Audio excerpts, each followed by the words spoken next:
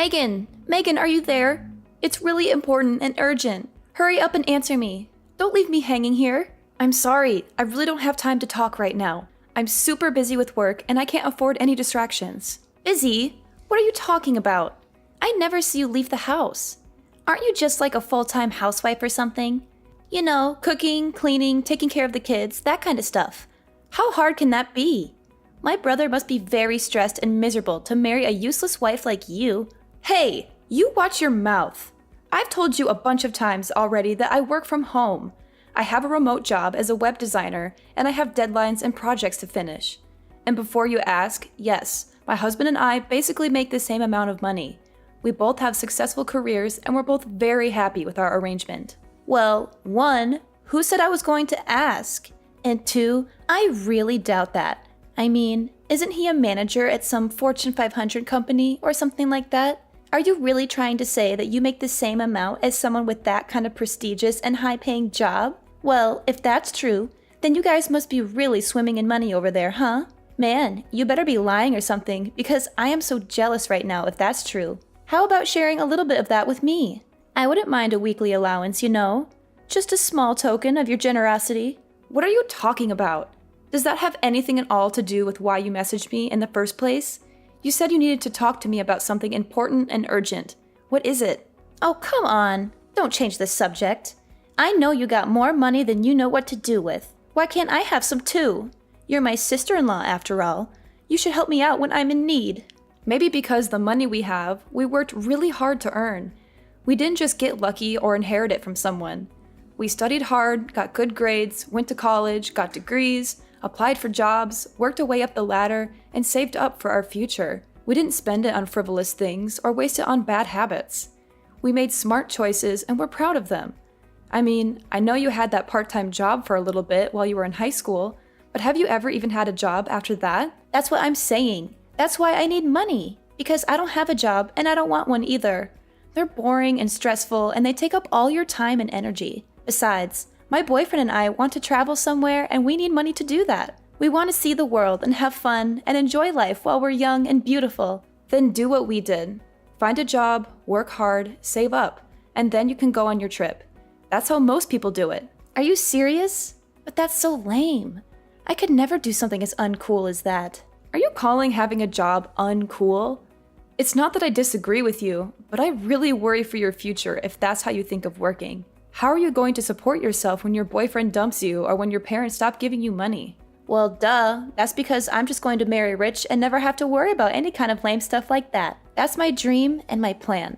And don't worry about my boyfriend dumping me or my parents cutting me off. They love me too much to do that. What? Is that really your plan? Just marry rich? Has it ever occurred to you that someone that rich might want someone just as motivated to work and succeed? What? And are you trying to say that I'm not that kind of person or something? Are you trying to insult me or hurt my feelings? Because if you are, then you're doing a terrible job at it. Well, I know you don't have a job, and I'm pretty sure you never do any kind of housework either, so... And you're cooking. Well, remember what happened last time you tried to make something for the family, right? We all just ended up ordering takeout after one bite. You said you wouldn't bring that up. That's not fair. And remember that healthy dish you tried to make that one time? It was that stew that you just dumped a whole bottle of vinegar and that terrible health powder into? Oh man, that was a classic. But anyways, I guess my point was to say that you probably don't cook much around the house either. You probably just order food or eat out all the time. It wasn't the whole bottle, you know. Besides, we'll just hire a maid for all those kinds of things, so problem solved. Yes, you're very clever. Alright, well, do what you want, I suppose. Anyways, I have to deal with some clients, so I can't text anymore. See ya. That's fine. I was going to head over to your place to hang out anyways. What? You mean, like right now? I'm sorry, but I have a couple of friends coming over tonight. Let's hang out another day, okay? Oh, don't worry. I don't mind. They won't bother me at all. That's not what I was worried about.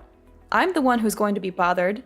You always crash my parties and make everything awkward and annoying. Do you remember the last time you went to my house while my friends were here? You made fun of our hobbies and interests and acted like you're better than us, which caused trouble and drama and ruined the mood for everyone. I already said it'll be fine. See you in a little bit.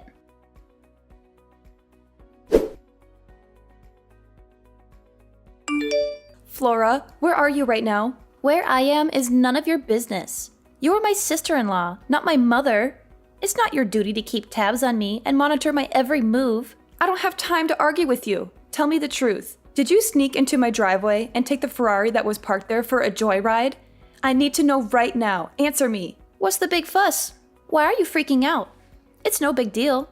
My boyfriend and I just thought it would be fun to take it for a little spin, that's all. What?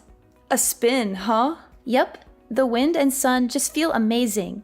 We didn't do anything wrong. We just wanted to have some fun. And where, may I ask, did you get the keys for that car? Well, when I was leaving your place, I saw the key case lying there in a bag, and I just kind of helped myself. I thought you wouldn't mind if I borrowed it for a while. You wouldn't even notice if one was missing. You just rummaged through a bag you found at my place? It wasn't some random bag, it was yours. And I figured since we were sisters, what's yours is mine kind of thing, you know? Sharing is caring and all that. Flora, that bag wasn't mine. I don't own a bag like that. Oh, really? Oh well, I guess it doesn't really matter exactly whose bag it was. I mean, who could even worry about the small details like that when the keys to a Ferrari are sitting right there in front of you? It's like fate or something. Well, you better start worrying about them. Anyways, my boyfriend and I wanted to pretend honeymoon, so that's why we took it. We'll be back in a few days. You took that car so you two could go have a pretend honeymoon? That's what I said. And this guy says he goes to Harvard, so, you know, he'll be set for life. Maybe we'll even get married for real one day. Of course, if that were the case, then we could go abroad for our honeymoon, of course. I can picture it now, globe-trotting from one fancy hotel to the other with my new husband. It sounds dreamy, doesn't it? And now we're getting to practice that in this Ferrari. I would have never guessed this would be happening to me in 1,000 years. Today might be the day I ask him what he thinks about, you know, tying the knot. Stop talking about your fake honeymoon and return that car right now. Yuck. Chill out. Flora, this isn't a game. I am being serious. Don't let things go too far. Why are you always trying to spoil my fun, huh? How come you never told me you owned such a cool car? Why did I just find out about this today? Flora, the car isn't mine. Wait, are you serious? It's not your car?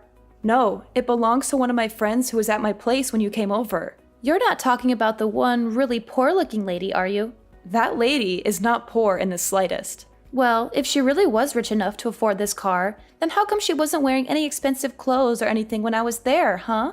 Because she's just the type of person who likes to spend money on cars and not clothes. Oh, I see what you're doing here. You're just jealous and you don't want me to have any fun. I get that you didn't want to lend the car out, but there is no need to lie to me about who really owns it. Oh my god, I literally cannot deal with you right now. Just bring the car back now, okay? Sorry, we already hit the freeway. I think it's a little late for that now. The freeway?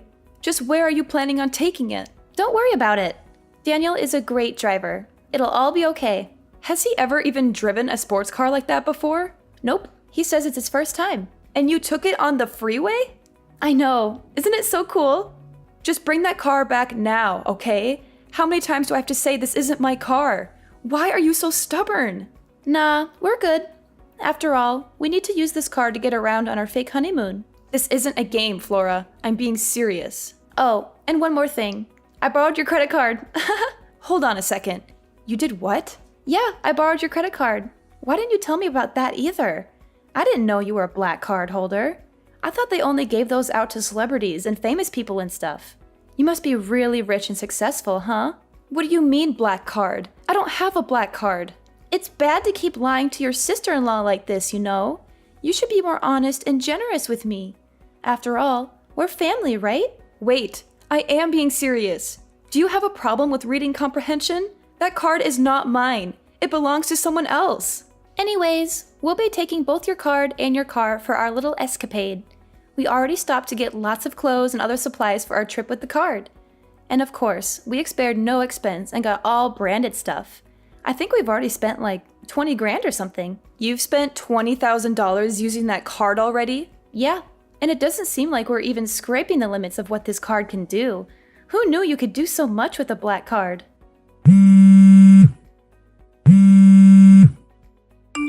Man, you are persistent.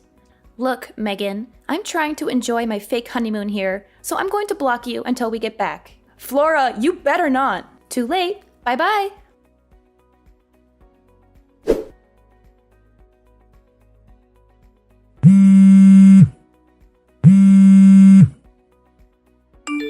Megan, pick up the phone. It's an emergency. I'm not joking around. I'm being serious. You have to answer me right now. What do you want? I'm busy right now. Can't you leave me alone for once? I can't use your credit card anymore. It stopped working. Was it a fake or something? Did you trick me into taking a fake card? Was the black card you stole a fake? Yeah. Daniel and I are trying to check into our hotel, but they won't accept our card. We made them try again and again, but they said the payment wasn't being accepted. That means that the card was a fake or something, right? Oh man, this is bad. What should we do? Flora, you can't use that card because the owner froze it. They realized someone stole their card and they called the credit card company to stop any more purchases from being made on that card. What? They froze the card? How could they do that? Yeah, it's that thing when you call the credit card company to stop any more purchases being made on that card. It's a very common and sensible thing to do when someone steals your card. I know what freezing a card means. But if the card is frozen, then that means we can't check into our hotel. And the room I booked was supposed to be one of the best suites this place could offer. It had a jacuzzi and a balcony and a minibar and everything. It was supposed to be our dream vacation. Maybe just try paying for the reservation with your own money instead. But we only have a little bit of cash on us right now. We spent most of it on gas and food and souvenirs and stuff. We thought we could use your card for everything else. I see. And if it was a hotel suite that I'm sure cost quite a bit, huh? Maybe just go to the bank and take out some money to pay the deposit. You know, the bank where you have an account with your own money. I didn't bring any of my bank cards on this trip. Wow. Are you serious? Going out to such luxurious places, but you didn't bring money, but only care about using a black card that's not yours? How irresponsible and selfish can you be? I didn't think I'd need to since I was going to be using your card instead. That's why I need you to go unfreeze the card right now. Please, please, Megan, please. You're my only hope. Look, I tried to explain this to you earlier, but that card doesn't belong to me. But that wasn't a lie? You weren't trying to trick me or prank me or something? Flora, open your eyes. Look at the card. What name is inscribed on it? Is my name Megan Flynn? But I thought I looked at it before I took it. Let's be real here. You barely read at a 4th grade level, so let's not pretend literacy is your strong suit. Don't be freaking rude. I know how to read. Okay, then take out the card. Hold it up to your face and reread the name printed on the card. But it can't be. I just glanced at it and I thought it said Megan, but it really says Megan. And the last names are the same. How can this be? It's quite the coincidence, right? Actually, that's how we both became friends, because we basically had the same name. We joked about how if we were a couple, people might have trouble telling us apart on paper. So then who the heck is Megan? Why don't you try asking your boyfriend who she is? Why would Daniel know who she is? Just try asking him, okay? Maybe he'll tell you something interesting. What the heck? When I asked him about Megan, he took the car keys right out of my hand and ran out the door. He didn't even say anything. He just looked at me with this guilty expression and bolted. He left me here alone with no money and no car and no hotel room. Well, that's too bad. Maybe you should have thought twice before stealing someone else's card and car. And you should have been more careful about who you trust.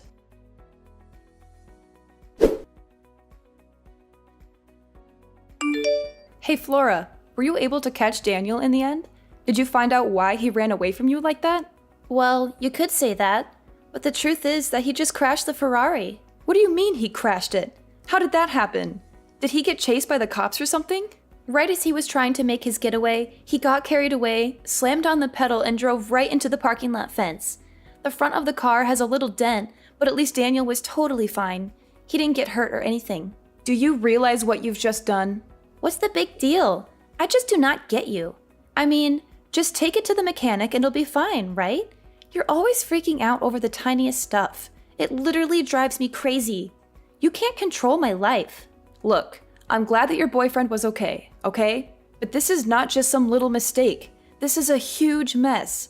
Besides, have you even figured out just why your boyfriend panicked and tried to run when you asked him about Megan? Oh, actually, now that you mention it, I forgot to in all the excitement. But anyways, can't you just tell me what's up? Why are you being so secretive and mysterious? Daniel is Megan's younger brother. He's a what? I never knew that. How come he never told me? Do you remember that one time, I can't recall exactly when, but there was this dinner party I was going to that you weren't invited to, but snuck in anyways? Well, that's where you first met Daniel, right? What does that have to do with anything? Wait, was that place Daniel's sister's house? Yes, it was. Anyways, maybe you've heard from Daniel, but Megan and him have a pretty strange relationship, so that's probably why he flipped out when you told him that the cards you just borrowed actually belonged to his older sister, Megan. So that means that the car also belongs to Megan? Yes, that's what I've been trying to tell you. The car and the card are both hers. Come again? Okay, I'll try to explain everything from the top one more time. Neither the Ferrari you were driving nor the black credit card you were using belonged to me. Both of those things that I just listed above belong to Megan. Wait, so then her own little brother doesn't even know what kind of car she drives? Well, she just picked up the car about 3 days ago or something. I'm not sure Daniel ever knew she owned it to begin with. At least that's what Megan is telling me right now. Megan is there with you? Yup. And is she mad at all? I would describe her as very mad, actually. And after using her card to buy $20,000 worth of crap on top of all the fees you'll have to pay to take the car into a specialist who deals with imported cars, you're probably looking at about $100,000 in damages, at least. $100,000? And that would be the low end of how much you might owe at the end of this. That is why Megan has just been furious since this morning, really. I mean, who knows what she'll do to you both when you get back. Honestly, she's had a pretty scary face all day. It's starting to creep me out. I'd be worried. It's that bad, huh? Seems that way, yes. And one more thing. What else could you possibly have after all that? Well, we got a call from the hotel you two were just trying to check in at. The hotel called you? What did they want to talk about? Well, Megan's husband actually manages a resort company, and it turns out he's pretty close with the owner of that hotel. So he got a call right away when someone using his wife's card showed up. Wait, what are you getting at? What are you going to say next? I'm getting there. Anyways, I guess the police showed up to the hotel to ask about who this person with his wife's card was and was asking Megan's husband if they wanted to pursue any legal action. I mean, I won't lie. She's not a lady you want as your enemy. Anyways, on that note, I gotta go. See ya.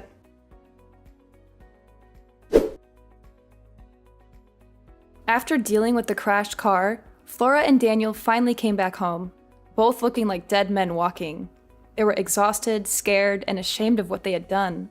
Megan was, of course, waiting for them in a swiveling chair we have, just so she could turn around dramatically to greet them as the two of them got on their knees to beg for her forgiveness. She had a cold and stern look on her face as she took out an envelope from her breast pocket and handed it to them.